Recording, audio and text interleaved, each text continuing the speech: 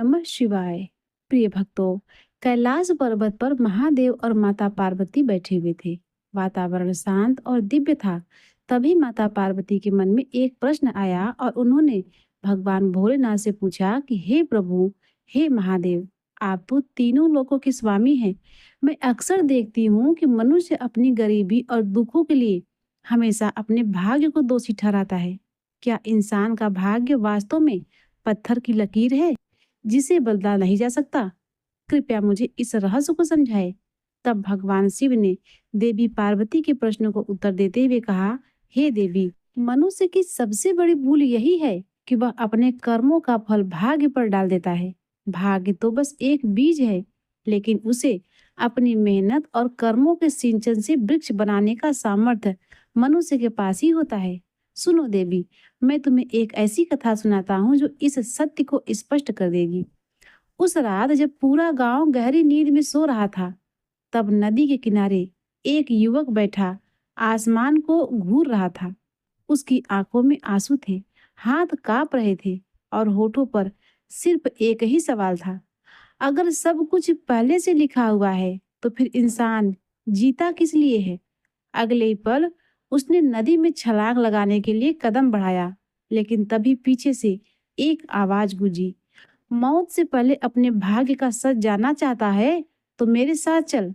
वह युवक घबरा कर पीछे मुड़ा तो उसने देखा कि वहां एक साधु उसे देखकर मुस्कुरा रहा था, मानो उसे उसके अतीत से लेकर भविष्य तक सब कुछ पता हो। उस रात जो रहस्य उस साधु ने उसे बताया, उसने उसकी पूरी जिंदगी बदल दी। उसे पता चला कि इंसान की गरीबी, उसका दर्द, उसकी हर हार, यहाँ तक कि उसका भाग्य भी किसी भगवान की सजा नहीं होता, बल्कि उसके अपने कर्मों की परछाई होता है। लेकिन कहानी यही खत्म नहीं होती, क्योंकि उसी युवक के जीवन में एक ऐसी घटना होने वाली थी जो पूरे राज्य को हिला देने वाली थी। लोग उसे अभागा समझते थे, लेकिन कुछ वर्षों बाद वही व्यक्ति उस जगह पहुंच गया जहां पहुंचने का सपना बड़े बड़े राजघराने भी नहीं देख पाते। आखिर ऐसा क्या हुआ था उस रात? क्या सच में कर्म भाग्य को बदल सकते हैं? क्या पिछले जन्म के कर्म इस जन्म की तकदीर लिखते हैं?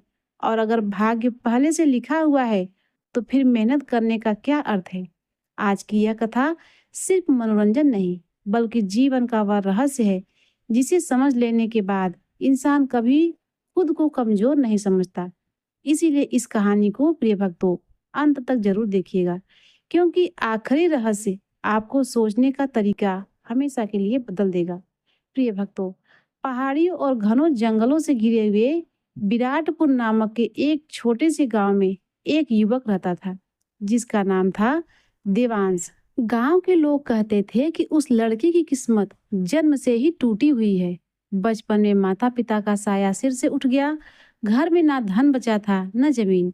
ऊपर से छोटी बहन गौरी की जिम्मेदारी भी उसी के कंधों पर आ गई थी। दिन भर मेहनत करने के बाद भी उसकी जिंदगी जैसे एक जगह ही अटक गई थी। गांव के चौराहे पर उसकी एक छोटी सी अनाज की दुकान थी, जहां दिन भर बैठने के बाद भी इतना नहीं कमाता था कि चैन से दो वक्त की रोटी खा सके। लेकिन उसकी सबसे बड़ी कमजोरी गरीबी नहीं थी, उसकी सबसे बड़ी कमजोरी थी उसका यह विश्वास कि इंसान चाह कर भी अपनी किस्मत नहीं बदल सकता। हर शाम जब वह दुकान बंद करके घर लौटता तो उसकी बहन गौरी उसके लिए मिट्टी के चूल्हे पर खाना बनाकर इंतजार करती रहती। उस रात भी ऐसा ही हुआ। बाहर तेज हवाएं चल रही थी, आसमान में बादल गरज रहे थे और टूटी हुई खिड़कियों से आती ठंडी हवा वह घर के भीतर अजीब सा सन्नाटा पैदा कर रही थी। गौरी ने खाना परोसते हुए धीरे से कहा, भैया, कब तक ऐसे ही जिंदगी काटते रहेंगे हम? आपने कभी सोचा है कि हम अपनी हालत बदल भी सकते हैं कि नहीं? देवांश हल्का सा मुस्कुराया और बोला, जिसकी किस्मत में जितना लिखा होता है उसे उतना ही मिलता है।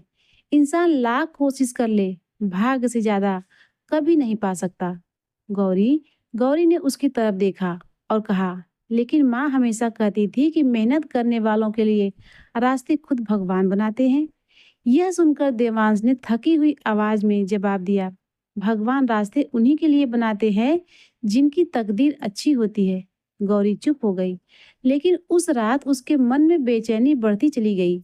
उसे लग रहा था कि उसका भाई धीरे धीरे अंदर से टूटता जा रहा है। खाना खत्म करने के बाद देवांश बाहर आंगन में जाकर आसपास की तरफ देखने लगा। काले बादलों के बीच चमकती बिजली उसके चेहरे पर पड़ रही थी। तभी उसने मन ही मन कहा, हे महादेव, अगर सब कुछ पहले से तय है तो फिर इंसान को सपने क्यों देते हो? उसकी आंखों में दर्द साफ दिखाई दे रहा था। अगली सुबह सूरज निकलने से पहले ही देवांश जंगल की ओर निकल पड़ा। गांव के बाहर बहने वाली नदी के पास बड़े बड़े पेड़ थे, जहां से लोग लकड़ियां काटकर बाजार में बेचते थे। देवांश भी वही काम करता था। रास्ते भर उसके मन में वही बातें घूम रही थी। मेहनत करने से क्या होता है? आखिर में मिलता तो वही है जो भाग्य में लिखा होता है। वह पेड़ों की सूखी डालियां काट ही रहा था कि अचानक उसका पैर फिसल गया और वह एक ढलान से नीचे गा गिरा। उसके हाथ में गहरी चोट लग गई। दर्द से कराहते हुए उसने उठने की कोशिश की, लेकिन शरीर जवाब दे चुका था। कुछ देर के बाद उसे दूर मंदिर की घंटियां की आवाज सुनाई दी। वह किसी तरह खुद को संभालते हुए उस दिशा में बढ़ने लगा। घने जंगलों के बीच वह प्राचीन मंदिर वर्षों पुराना था। वहां बहुत कम लोग आते थे। जैसे ही वह मंदिर की सीढ़ियों पर पहुंचा, उसकी आंखों के सामने अंधेरा छाने लगा और वह वहीं पर गिर पड़ा। थोड़ी देर बाद जब उसकी आंखें खुली तो उसने देखा कि एक वृद्ध साधु उसके हाथ पर जड़ी बूटियों का लेप लगा रहे हैं। सफेद दाढ़ी, शांत आंखें और चेहरे पर ऐसा तेज जिसे देखकर कोई भी व्यक्ति सम्मान से सिर झुका दे। साधु ने बिना उसकी तरफ देखे कहा, तुम्हारे घाव हाथ पर कम, मन के अंदर ज्यादा है। देवांश चौंक गया।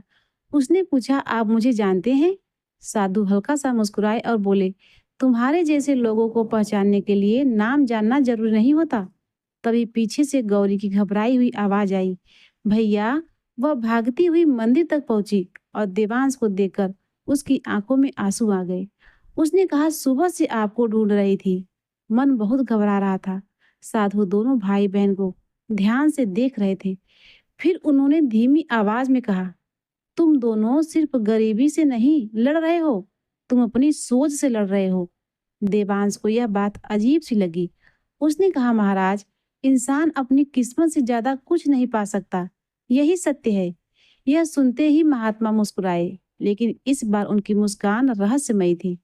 उन्होंने मंदिर के भीतर जल रहे दीपक की ओर इशारा करते हुए कहा, अगर भाग्य ही सब कुछ होता है तो यह दीपक हवा के डर से जलना छोड़ देता है। देवांश उनकी बात समझ नहीं पाया। तभी साधु उठे और मंदिर के गर्भगृह की तरफ चलते हुए बोले, लगता है समय आ गया है कि तुम्हें कर्म और भाग्य का वह रहस्य बताया जाए जिसे समझे बिना इंसान पूरी जिंदगी अंधेरे में भटकता रहता है। इन तरह कहकर महात्मा मंदिर के अंदर चले गए और देवांश पहली बार अपनी सोच को लेकर खुद उलझन में पड़ गया। उसे महसूस हो रहा था कि शायद उसकी जिंदगी बदलने वाली है। मंदिर के भीतर घी के दीपक धीमी लौ के साथ चल रहे थे। बाहर आसमान में बादलों की गड़गड़ाहट लगातार बढ़ती जा रही थी, लेकिन मंदिर के अंदर एक अजीब सी शांति फैली हुई थी। देवांश और गौरी चुपचाप उस वृद्ध साधु के सामने बैठे थे। दोनों के मन में अनगिनत सवाल उठ रहे थे। साधु ने अपनी आंखें बंद की और कुछ क्षण मौन रहने के बाद बोले, मनुष्य की सबसे बड़ी भूल यही है कि वह अपने दुखों का दोष भाग्य को देता है, जबकि उसके जीवन का अधिकांश दर्द उसके अपने कर्मों की परछाई होता है।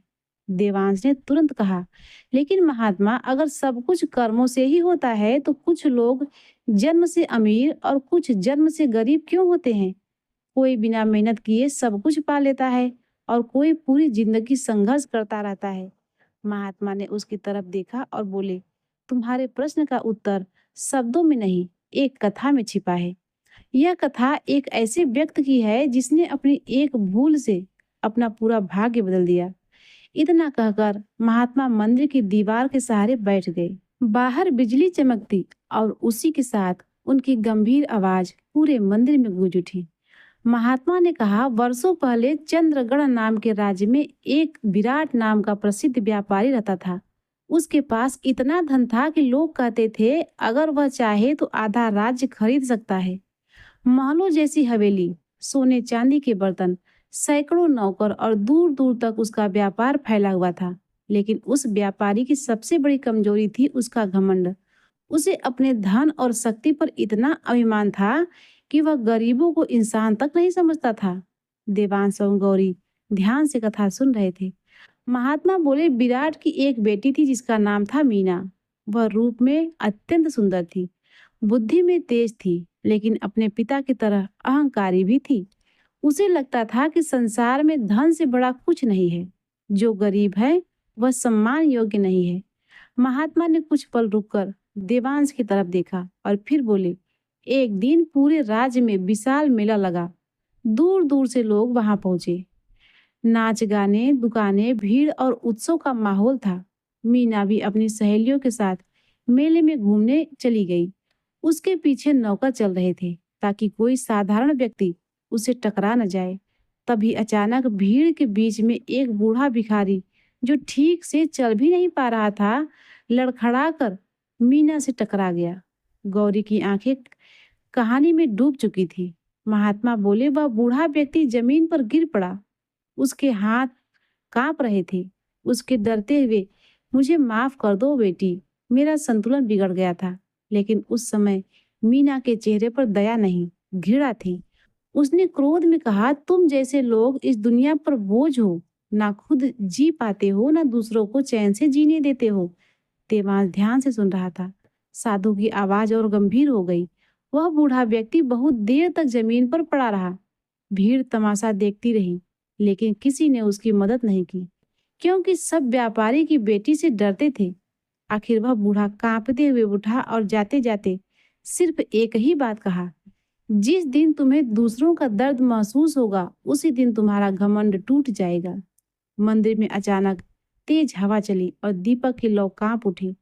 महात्मा ने धीमी आवाज में कहा, उस घटना के कुछ महीनों बाद मीना गंभीर बीमारी की शिकार हो गई।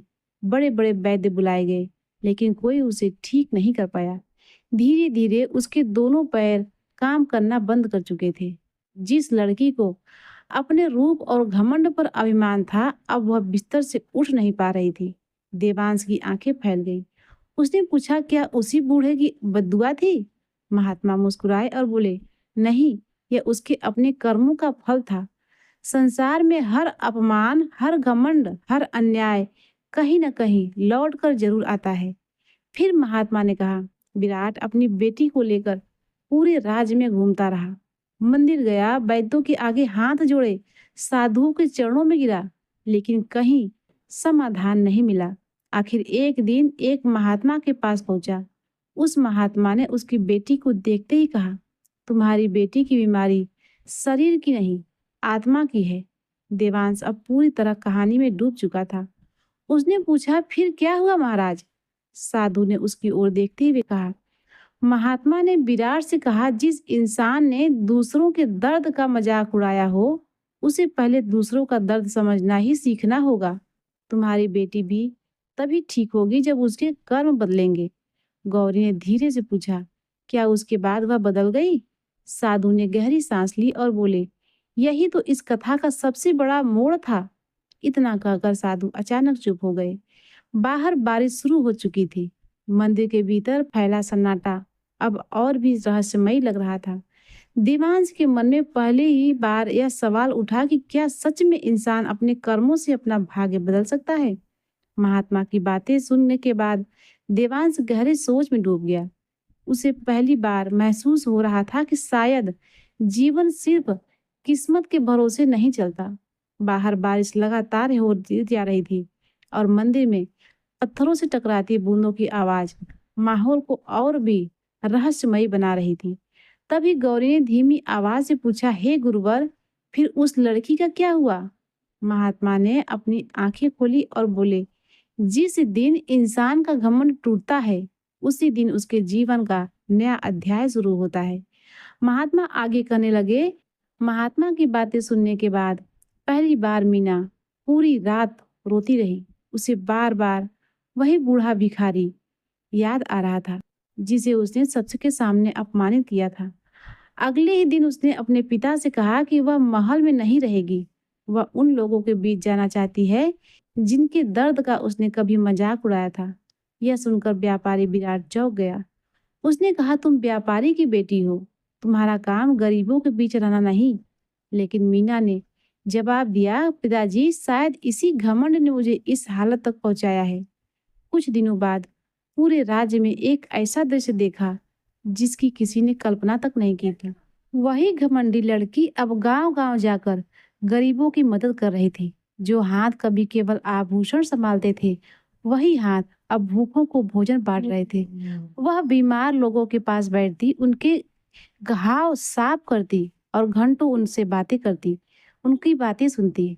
शुरुआत में लोगों को लगा कि यह सिर्फ दिखावा है, लेकिन धीरे धीरे सबको महसूस होने लगा कि उसके अंदर सचमुच परिवर्तन आ चुका है। एक दिन वह नदी किनारे बैठे एक बूढ़े व्यक्ति को पानी पिला रही थी। तभी उसे बूढ़े ने उसकी आंखों में देखते हुए कहा, बेटी, दर्द इंसान को कमजोर नहीं बनाता, दर्द इंसान को इंसान बनाता है। यह सुनते ही मीना की आंखें भर आई। उसे पहली बार एहसास हुआ कि धन से बड़ा सुख दूसरों के आंसू पोंछने हैं। महीने बीतते गए। उसके व्यवहार में इतना बदलाव आ चुका था कि अब लोग उसे व्यापारी की बेटी नहीं, बल्कि देवी सम्मान मानने लगे। लेकिन असली चमत्कार अभी बाकी था। एक सुबह जब सूरज की पहली किरण उसके कमरे में पड़ी, तब उसने महसूस किया कि उसके पैरों में हल्की सी हरकत होने लगी है। पहले उसे लगा कि यह भ्रम है, लेकिन धीरे धीरे उसके सुन्न पड़े पैर सचमुच काम करने लगे। पूरे महल में खबर फैल गई। वैद्य हैरान थे। व्यापारी विराट की आंखों में आंसू रुके नहीं थे और मीना बस भगवान के सामने बैठकर रो रही थी। देवांश यह सुनकर चौंक गया। उसने तुरंत पूछा, हे गुरुवर, क्या उसके अच्छे कर्मों ने उसका भाग्य बदल दिया? महात्मा मुस्कुराए और बोले, यही सत्य है। भाग्य पत्थर की लकीर नहीं होता, कर्म उसे बदलने की शक्ति रखते हैं। लेकिन याद रखो, बदलाव तभी आता है जब इंसान सच में बदलता है, केवल दिखावे से नहीं। देवांश अब शांत बैठा था। उसके मन में जैसे बरसों से जमी धूल धीरे धीरे हट रही थी। उसे पहली बार लग रहा था कि शायद वह अब तक गलत सोचता था। तभी साधु ने उसकी आंखों में देखते हुए कहा, देवांश, तुम्हारी सबसे बड़ी गरीबी धन की नहीं, तुम्हारी सोच की है। यह सुनते ही देवांश भीतर तक हिल गया। उसने धीरे से पूछा, हे गुरुवर, क्या सच में इंसान अपनी किस्मत बदल सकता है? महात्मा ने जवाब दिया, हर इंसान बदल सकता है, लेकिन उसके लिए पहले उसे खुद पर तरस खाना छोड़ना पड़ता है।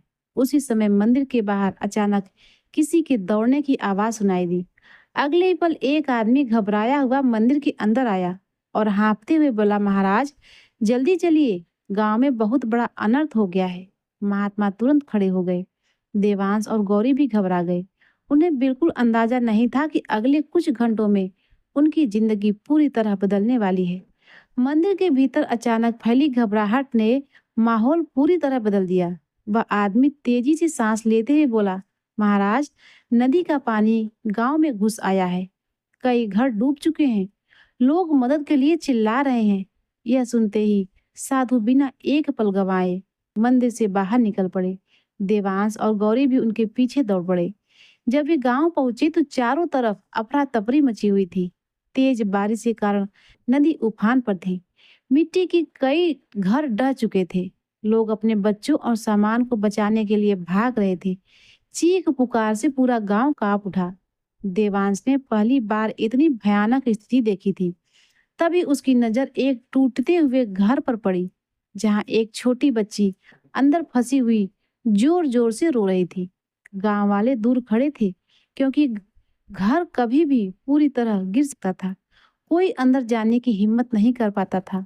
तभी साधु ने देवांश की तरफ देखा और बोले, आज भाग्य और कर्म में से किसी एक को चुनने का समय आ गया है। यह सुनकर देवांश कुछ पल के लिए ठिठक गया। उसके मन में डर था। अगर वह अंदर गया और गिर गया तो उसकी मौत तय है। लेकिन अगले ही पल उसे वह बात याद आई, सब कुछ भाग्य पर छोड़ देना सबसे बड़ा भय है। अचानक देवांश पूरी ताकत से उस घर की तरफ दौड़ पड़ा। गौरी डर से मारे चिल्लाई, लेकिन तब तक अंदर जा चुका था। बारिश लगातार बढ़ रही थी। छत की लकड़ियां टूटकर नीचे गिर रही थी। किसी तरह उसने उस बच्ची को अपनी बाहों में उठावा और बाहर निकल गया। तभी पीछे की दीवार जोरदार आवाज के साथ गिर गई। कुछ पल के लिए ऐसा लगा जैसे दोनों ही वह दब जाएंगे, लेकिन देवांश आखिर क्षण में बाहर कूद पड़ा। पूरा गांव स्तब्ध रह गया। वह बच्ची अपनी माँ से लिपट कर रो रही थी और गांव वाले पहली बार देवांश को अलग नजरों से देख रहे थे। उसके हाथों से खून बह रहा था, सांसें तेज चल रही थी, लेकिन उसके चेहरे पर अजीब सी शांति थी। महात्मा धीरे धीरे उसके पास आए और बोले, देखा, अगर तुम भाग्य के भरोसे खड़े रहते तो आज एक मासूम की जान चली जाती, लेकिन तुम्हारे कर्म ने उसका भाग्य बदल दिया। देवांश कुछ नहीं बोल पाया। उसकी आंखों के सामने जैसे जिंदगी का सबसे बड़ा सच खुल गया हो। तभी गांव का मुखिया वहां आया और बोला, देवांश, आज तुमने पूरे गांव का सिर ऊंचा कर दिया। हम सब तुम्हें गलत समझते थे। यह सुनकर देवांश को पहली बार अपने अंदर आत्मविश्वास महसूस हुआ। लेकिन उस रात उसकी जिंदगी में एक और बड़ा मोड़ आने वाला था। बारिश रुक चुकी थी। गांव वाले अपने अपने घरों को संभालने में लग रहे थे। देवांश मंदिर की सीढ़ियों पर अकेला बैठा था। उसके मन में साधु की बातें घूम रही थी। तभी साधु उसके पास आकर बोले, आज तुमने पहली बार अपने भाग्य को खुद बदलने की कोशिश की है। देवांश ने पूछा, हे गुरुवर, क्या सच में इंसान अपने कर्मों से सब कुछ बदल सकता है? महात्मा कुछ पल शांत रहे, फिर बोले, नहीं बेटा, सब कुछ नहीं। कुछ चीजें जीवन में परीक्षा बनकर आती हैं, लेकिन कर्म यह तय करते हैं कि इंसान उस परीक्षा में टूटेगा या उससे ऊपर उठेगा। देवांश ध्यान से उनकी बातें सुन रहा था। तभी साधु ने कहा, लेकिन तुम्हें अभी अपने जीवन का सबसे बड़ा सत्य जानना बाकी है। देवांश चौंक गया। उसने पूछा, कौन सा सत्य गुरुवर? साधु ने कहा, उसकी आंखों में देखते हुए कहा, तुम्हारी जिंदगी का दुख केवल इस जन्म से जुड़ा नहीं है। यह सुनते ही देवांश के शरीर में सिहरन दौड़ गई। उसने घबराकर पूछा, क्या मतलब गुरुवर? महात्मा ने धीमी आवाज में कहा, आज आधी रात को मंदिर के पीछे वाले प्राचीन कुएं के पास आना। वहां तुम्हें तुम्हारे भाग्य का वह रहस्य पता चलेगा, जिसे जानने के बाद तुम्हारी जिंदगी कभी पहले जैसी नहीं रहेगी। इतना कहकर महात्मा वहां से चले गए। देवांश देर तक वहीं बैठा रहा। उसके मन में डर भी था और जिज्ञासा भी, और एक अजीब सी बेचैनी भी। उसे बिल्कुल अंदाजा नहीं था कि आधी रात को उसे अपने पिछले जन्म से जुड़ा हुआ ऐसा रहस्य पता चलने वाला है जो उसकी आत्मा तक हिला देगा। उस रात देवांश की आंखों में नींद नहीं थी। मंदिर के पीछे वाले उस प्राचीन कुएं का नाम सुनते ही उसके मन में अजीब सा डर बैठ गया था। गांव में मान्यता थी कि वह कुआं सैकड़ों साल पुराना है। वहां रात के समय कोई नहीं जाता। लोग कहते हैं कि वहां कई अनसुलझे रहस्य दफन हैं। लेकिन साधु की बातें उसके मन में लगातार गूंज रही थी। आखिर आधी रात होते ही वह धीरे धीरे मंदिर के पीछे की ओर बढ़ने लगा। चारों तरफ घना अंधेरा था। हवा इतनी ठंडी थी कि शरीर कांप उठे। दूर कहीं उल्लू की आवाजें सुनाई दे रही थी। जैसे जैसे वह कुएं के पास पहुंच रहा था, उसकी धड़कनें तेज होती जा रही थी। तभी उसने देखा कि साधु पहले से ही वहां खड़े थे। उनके सामने दीपक जल रहा था और उसकी हल्की रोशनी उस पुराने कुएं पर पड़ रही थी। देवांश ने घबराकर पूछा, हे गुरुवर, आपने मुझे यहाँ क्यों बुलाया है? महात्मा ने उसकी तरफ देखते हुए कहा, आज तुम्हें यह समझना होगा कि जीवन में कुछ दुख अचानक नहीं आते। कई बार इंसान अपने ही पुराने कर्मों का बोझ उठाकर जन्म लेता है। यह सुनते ही देवांश बेचैन हो उठा। उसने कहा, क्या मेरे जीवन का दर्द भी किसी पुराने कर्म का फल है? महात्मा ने उसकी तरफ देखा और बोले, अपनी आंखें बंद करो। देवांश ने जैसे ही आंखें बंद की, अचानक उसके कानों में तेज आवाज गूंजने लगी। उसे लगा जैसे उसके आसपास सब कुछ बदल रहा है। अगले ही पल उसके सामने एक अजीब दृश्य उभर आया। उसने देखा एक विशाल हवेली, नौकर चाकर और सोने चांदी से भरा आंगन। वहां एक अमीर युवक खड़ा था, जिसके चेहरे पर घमंड साफ दिखाई दे रहा था। देवांश यह देखकर चौंक गया, क्योंकि वह युवक बिल्कुल उसी जैसा था। साधु की आवाज उसके कानों में गूंजी। यह तुम्हारा पिछला जन्म है, देवांश। यह तुम्हारा पिछला जन्म है। देवांश के शरीर में सिहरन दौड़ गए। उसने कहा, यह युवक गरीब किसानों से जबरदस्ती कर वसूल रहा था। जो लोग पैसे नहीं दे पाते, उन्हें सबके सामने अपमानित किया करता था। तभी वहां एक बूढ़ा किसान अपने बीमार बेटे के लिए मदद मांगने आया। वह हाथ जोड़कर कह रहा था कि मालिक, इस बार मुझे छोड़ दीजिए, मेरा बच्चा मर जाएगा। लेकिन उस युवक ने क्रोध में उसके घर का अनाज तक उठवा दिया। देवांश कांप उठा। उसकी आंखों में आंसू निकल पड़े। वह चीख कर बोला, नहीं, यह मैं नहीं हो सकता। लेकिन दृश्य खत्म नहीं हुआ। उसने देखा कि बूढ़ा किसान कुछ दिनों बाद अपने बेटे की मौत के बाद टूट चुका था। जाते जाते उसने आसमान की तरफ देखकर कहा, हे महादेव, जिस दर्द को मैं आज झेल रहा हूँ, एक दिन इसे वही दर्द महसूस हो। अचानक देवांश की आंखें खुल गई। वह जोर जोर से सांसें लेने लगा। उसका पूरा शरीर पसीने से भीग चुका था। उसने कांपती हुई आवाज में पूछा, हे गुरुवर, क्या यह सच था?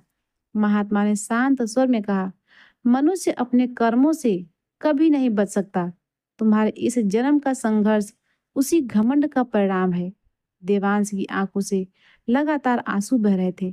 उसे पहली बार समझ आया कि दर्द केवल सजा नहीं होता, कई बार वह आत्मा को बदलने का अवसर भी होता है।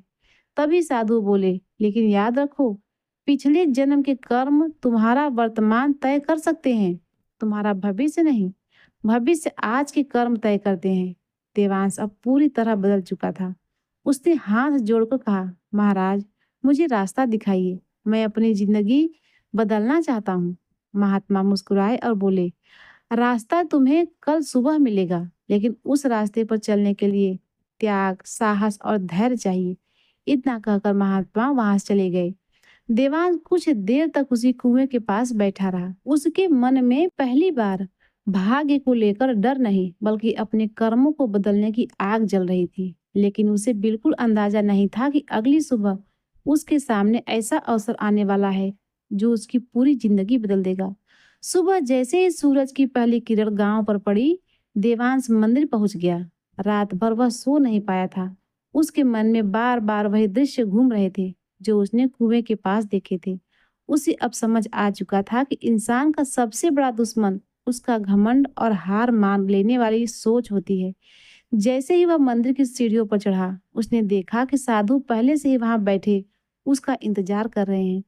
साधु ने उसे देखते ही कहा, लगता है आज पहली बार तुम्हारी आंखों में शिकायत नहीं, बदलाव दिखाई दे रहा है। देवांश ने सिर झुकाकर कहा, हे गुरुवर, अगर मेरे पुराने कर्मों ने मेरा वर्तमान बिगाड़ा है, तो मैं अपने आज के कर्मों से अपना भविष्य बदलना चाहता हूँ। महात्मा हल्का मुस्कुरान के और बोले, फिर समय आ गया है कि तुम अपने जीवन का सबसे बड़ा निर्णय ले। इतना कहकर साधु उसे मंदिर के पीछे वाले रास्ते से जंगल की ओर ले गए। कुछ दूर चलने के बाद वह एक सूखे मैदान के पास रुके। वहां जमीन पर बंजर पड़ी थी। चारों तरफ सूखी मिट्टी और टूटे पेड़ दिखाई दे रहे थे। साधु ने कहा, कई वर्ष पहले यहाँ खेती होती थी। पूरा गांव इसी जमीन से फसल फलता फूलता था। लेकिन लोगों ने मेहनत छोड़ दी, एक दूसरे से लड़ना शुरू कर दिया और धीरे धीरे यह भूमि उजड़ गई। देवांश ध्यान से उसकी बातें सुन रहा था। तभी साधु ने कहा, अगर तुम सच में अपने भाग्य को बदलना चाहते हो, तो सबसे पहले इस गांव की किस्मत बदलनी होगी। देवांश हैरान रह गया। उसने कहा, मैं अकेला यह सब कैसे कर सकता हूँ? साधु बोले, जब इंसान खुद पर विश्वास कर लेता है, तब अकेला भी बहुत कुछ बदल सकता है। उसी समय गांव का मुखिया वहां पहुंचा। उसके साथ कुछ ग्रामीण भी थे। मुखिया ने दुखी स्वर में कहा, महाराज, इस बार अगर खेतों में पानी नहीं पहुंचा तो पूरा गांव भूखा मर जाएगा। महात्मा ने देवांश की तरफ देखा और बोले, यही तुम्हारी परीक्षा है। देवांश कुछ पल चुप रहा। फिर उसने मैदान की तरफ देखा और दृढ़ आवाज में कहा, अगर गांव वाले मेरा साथ दे तो हम नदी से यहाँ पानी ला सकते हैं। यह सुनकर सभी लोग चौंक गए। एक बूढ़ा आदमी हंसते हुए बोला, यह काम बड़े बड़े लोग नहीं कर पाए, तुम क्या कर लोगे? लेकिन इस बार देवांश चुप नहीं रहा। उसने कहा, पहले मैं भी किस्मत को दोष देता था, लेकिन कभी कोशिश नहीं की, लेकिन अब मैं हारने से रुकूंगा नहीं। उसकी बात सुनकर धीरे धीरे गांव वाले भी तैयार होने लगे। अगले दिन काम शुरू हो गया। कोई मिट्टी खोद रहा था, कोई पत्थर हटा रहा था। कई बार लोग थक जाते, कई बार उन्हें लगता कि यह असंभव है, लेकिन देवांश हर बार एक ही बात कहता, अगर हम रुक गए तो हमारी आने वाली पीढ़ियां भी गरीबी में जिंदगी बिताएंगी। दिन बीतते गए, गांव वालों का हौसला बढ़ता गया, यहाँ तक कि गौरी भी महिलाओं के साथ काम में जुट गई। पूरा गांव पहली बार एक साथ किसी अच्छे काम के लिए मेहनत कर रहा था, लेकिन असली परीक्षा अभी बाकी थी। एक शाम जब लगभग पूरा काम होने वाला था, तभी पहाड़ से भारी पत्थर टूटकर नीचे गिरने लगा। लोग डर कर भागने लगे। उसी दौरान एक बच्चा बीच रास्ते में फंस गया। चारों तरफ चीख पुकार मच गई। तभी देवांश बिना अपनी जान की परवाह किए उस बच्चे की तरफ दौड़ा। साधु दूर खड़े यह सब देख रहे थे। अगले ही पल एक विशाल पत्थर तेजी से देवांश की ओर गिरा और उसी क्षण पूरा गांव डर के मारे चीख उठा। विशाल पत्थर तेजी से देवांश की तरफ गिर रहा था। गांव वालों की चीखें पूरे पहाड़ों में गूंज उठी, लेकिन आखिरी क्षण में देवांश ने उस बच्चे की जोर से धक्का देकर सुरक्षित जगह पर पहुंचा दिया। अगले ही पर पत्थर उसके कंधे से टकराया और वह जोर से जमीन पर गिर पड़ा। चारों तरफ सन्नाटा छा गया। गौरी दौड़ती हुई उसके पास पहुंची और रोते हुए बोली, भैया आंखें खोलो। गांव वाले भी घबरा चुके थे। किसी को समझ नहीं आ रहा था कि क्या करें। तभी साधु धीरे धीरे उसके पास आए। उन्होंने देवांश के माथे पर हाथ रखा और शांत स्वर में कहा, जिस इंसान ने दूसरों के लिए जीना सीख लिया, उसका भाग्य उसी क्षण बदलना शुरू हो जाता है। कुछ देर बाद देवांश की आंखें खुली। वह दर्द में था, लेकिन उसके चेहरे पर डर नहीं था। उसने सबसे पहले उस बच्चे की तरफ देखा जो सुरक्षित अपनी मां से लिपट कर खड़ा था। यह देखकर उसके होठों पर हल्की मुस्कान आ गई। अगले कुछ दिनों तक पूरा गांव देवांश की सेवा करता रहा। जिन लोगों ने कभी उसका मजाक उड़ाया था, वही अब उसका सम्मान करने लगे। धीरे धीरे उसका घाव भी भरने लगा और फिर वह दिन आया जिसका पूरे गांव को इंतजार था। सुबह सुबह गांव वाले उस सूखे मैदान के पास इकट्ठा हुए। जैसे ही आखिरी मिट्टी हटाई, नदी का पानी तेज बहाव के साथ खेती की तरफ बढ़ने लगा। वर्षों से सूखी पड़ी जमीन पर पहली बार पानी पहुंचा था। लोगों की आंखों में खुशी के आंसू थे। बच्चे खुशी चिल्ला रहे थे। गांव की महिलाएं भगवान का धन्यवाद कर रही थी। मुखिया भावुक होकर बोला, आज अगर यह गांव जिंदा है तो सिर्फ देवांश की वजह से। लेकिन देवांश ने तुरंत कहा, नहीं, यह किसी एक इंसान की जीत नहीं है, यह उन लोगों की जीत है जिन्होंने भाग्य को कोसने की बजाय कर्म करना चुना। साधु दूर खड़े मुस्कुरात रहे थे। देवांश उनके पास गया और हाथ जोड़कर बोला, हे गुरुवर, अब मुझे समझ आ गया कि भाग्य इंसान को रास्ते जरूर दिखाता है, लेकिन मंजिल तक पहुंचने का काम कर्म तय करता है। महात्मा ने कहा, यह याद रखो, दुख हमेशा सजा नहीं होते। कई बार दुख इंसान को वहां पहुंचाने आते हैं जहां वह बिना संघर्ष के कभी नहीं पहुंच सकता। देवांश की आंखों में अब वही निराशा नहीं थी जो कुछ दिन पहले थी। उसके अंदर आत्मविश्वास था, शांति थी और सबसे बड़ी बात कि अब उसे अपनी किस्मत से शिकायत नहीं थी। तभी गौरी मुस्कुराते हुए बोली, भैया माँ सही कहती थी ना, मेहनत करने वालों के लिए भगवान भी रास्ते बना देते हैं। यह सुनकर देवांश की आंखें नम हो गई। उसने आसमान की तरफ देखा और मन ही मन कहा, महादेव, आज समझ में आया कि इंसान की असली ताकत उसका भाग्य नहीं, उसके कर्म होते हैं। उसी शाम साधु गांव छोड़कर जाने लगे। देवांश उनके चरणों में गिर पड़ा और बोला, महाराज, आपने मेरी जिंदगी बदल दी। महात्मा मुस्कुराए और बोले, मैंने कुछ नहीं किया बेटा, मैंने सिर्फ तुम्हें तुम्हारी ताकत दिखाई है।